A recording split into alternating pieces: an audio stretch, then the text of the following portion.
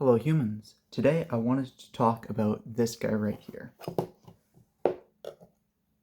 So this is my first time ever owning a custom knife, and I picked it up in an antique store here in town. I went into a small local antique store. I was just looking around, and it turns out that a friend of the owner had actually come through relatively recently and was in the process of selling off a bunch of stuff that his kids didn't want in order to leave them with a larger inheritance.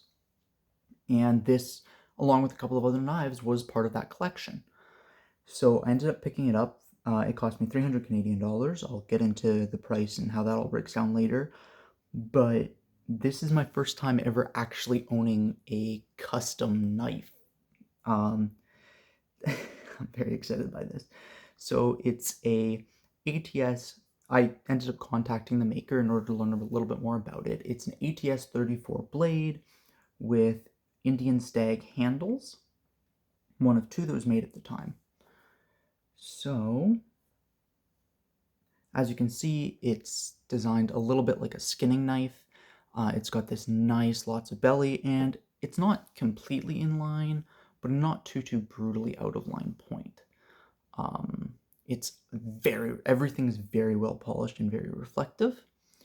So, according to the maker, this was made less than 10 years ago. And it actually comes with a left-handed sheath. The previous owner had been left-handed, and apparently he had requested a left-handed sheath to be made. So the maker, G. Kent, as you can see, G. Kent Custom Knives. He's a Canadian maker. He founded, he was one of the founding members of the West Coast Knife Appreciation Club or something along those lines. It's basically a collective of people. They host a knife show every year in Kamloops, which I'm very excited to go to next year now that I live in BC. And he makes absolutely gorgeous knives. I mean, obviously. In terms of ergonomics, it's very comfortable. You can see that there's some ridges and a couple of somewhat sharp spots here in the handle, but it's actually not too bad. Like, even gripping this thing pretty hard, I am not feeling like my hands are going to get cut up or anything like that. It has this absolutely, I believe it was a 304 brass bolster, which comes up with this nice little finger guard, which makes indexing between the finger guard and this nice little jimp section right here very easy. In terms of some of the details of the knife, it's full tank construction. You can see through the bolsters, through the entirety of the handle, all the way along. It's got this nice little sharpening tool that should last me a couple of sharpens. And this high flat grind along the entirety of the blade. I don't know how to show this off without that'll do. It's got a very nice, very clean secondary bevel along the entirety of the edge. It does narrow ever so slightly as you come towards the tip, so as you can see back here. And then as you go, wow, it's just fully reflecting my phone. As you can see, as you get closer to the tip, that secondary bevel actually narrows a little bit, which, to me at least, does not make a difference. I do not mind that whatsoever, because the entire knife lowers down towards the tip. So I actually think that the angle of the secondary bevel probably remains consistent the entire time, even though as you get out here towards the tip, there's simply less material to require a secondary bevel. According to the maker, according to G. Kent, Kievit, I gotta pronounce that right, G. Kievit, the knife itself is less than 10 years old, and I got a really good deal on this. So like I said, I picked this up for $300 at a local antique store. When I got to talking with the maker, he was very curious as to what it was selling for in the secondary market, which makes quite a bit of sense. And so I told him, because why not? It turns out in his approximation, this knife would be worth about $400 today. As he said, it's less than 10 years old, but it was made for as a user. It shows no signs of use at all. Like, as you can see, there is not a scratch on this knife.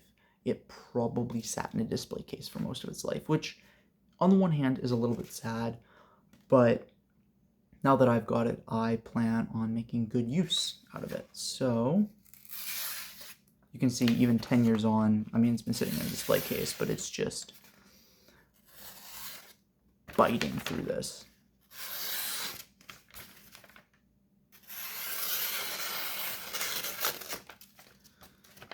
Yeah, that is absolutely gorgeous cutting.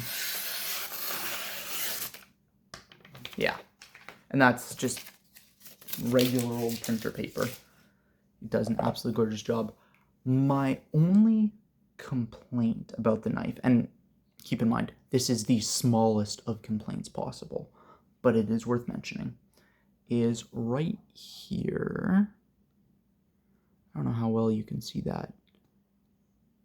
The bolster and the actual handle don't match up perfectly on the sanded section. I never expected to on like the natural sections where the antler material is actually lower.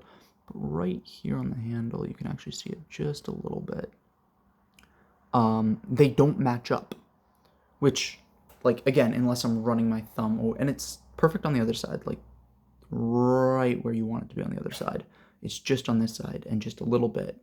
And again, only noticeable from running my thumb up the side of the knife for whatever reason. In a grip, I'm not noticing it whatsoever. But it is worth mentioning. It fits into the sheath amazingly with a little click. That finger guard rests inside of this cleverly done little leather, which means retention is actually really, really good. The sheath itself is all done in this gorgeous, nice, thick leather. It's got a pair of brass rivets to hold the belt loop in place. I found that the belt loop actually did a phenomenal job keeping the knife exactly where I want it to on my leg. It's not so rigid that when I sit down or anything like that, it pokes me in the side, but it does do a very good job of staying flush up against my leg as I move around and stuff like that. Like I said, I'm not left-handed, so my only real complaint is that it is designed for a left-handed draw, but really doesn't make that big of a difference to me. I can wear it on my left side and use my left hand to pull it out, or I can wear it on my right side and just pull it out a little bit awkwardly in sort of a reverse grip. The other thing that I really love about the sheath, other than this gorgeous embossed logo and like all of the details in the sheath are extraordinarily well done. It's got a little drain hole on the end, which is so nice. I have quite a few sheaths who don't have this, especially on a leather sheath. It's so bad for the sheath and the knife. Even a stainless like this, you've got the brass that can corrode over time, and the leather will take water damage if you get water in there. Having a drain hole just makes it so much easier to clean, so much easier to maintain, especially over time. Yeah, I don't have much to say. It's just so beautifully done. It picks up fingerprints though like a mofo. Yeah, it's slightly upswept here at the point, which I like personally, especially for a knife like this, which seems to be very, very well designed for skinning tasks. Having a lot of that belly directly in front of the thumb means that getting around bones, if you're pulling on flesh, so if I'm pulling on flesh right here, I can get right up against the bone and just trim the fat, which makes it a skinning task so very much nicer to do. The brass pins are sanded down right into the grain of the antler, even in places where it's actually, like, this would be a fairly hard thing to do, and it's right down flush with the antler in that natural valley. Same deal up here, right? This natural valley comes up to it, and it's done flush with that entire thing. Overall, custom knives are expensive. Even secondhand, even at a fairly discounted rate, this is a $300 knife, and I feel like I got much more than $300 worth of value. I agree with the manufacturer. I agree with the maker that this was probably worth closer to $400, $450. And I'm very, very happy to own it, but I can't recommend it because if you want a custom knife, you know that you want a custom knife, and you're going to go out and you're going to find the best maker. And for that reason, like, do I think that Kievit makes a phenomenal knife? Yeah. Kievit makes a phenomenal knife? Absolutely. Do I think that this is the right knife for people who want this knife? Yes. But I can't give out a broad recommendation because it's a custom maker. He did a phenomenal job. I honestly, if I hit a point where I have a little bit more money, I would gladly get another knife from him, maybe something a little bit smaller, a little bit easier to carry as like a nice formal knife. This one here is a little bit big. Even out here, I live in relatively farmland Canada, which means that carrying a nice knife for semi-formal occasions is a thing that happens and is a thing that is recognized, and like not socially poo-pooed upon like you see in a lot of other places, especially in cities. Even a fixed blade like this, but I would want something a little bit shorter just so that it's not as present in those more formal situations. But overall, this thing is an absolute beauty, and I would go back and get another one of his knives if I'm in a position to do so in the future. So yeah, I can't necessarily recommend this. If you are looking at a custom knife, especially a custom skinner, I would look at his Facebook page, which I might, yeah, I'll try and link that down in the description if I remember how to use Facebook. And I would strongly recommend getting it if this is what you want and you have the money to spend. Like I said, for those reasons, because it is expensive, because it's a custom maker. If this is what you want, you should get it. If you are looking for something in this style, I would recommend looking into him at the very least. But yeah, that's sort of all I have to say on this subject. Stay safe and have fun out there. Peace.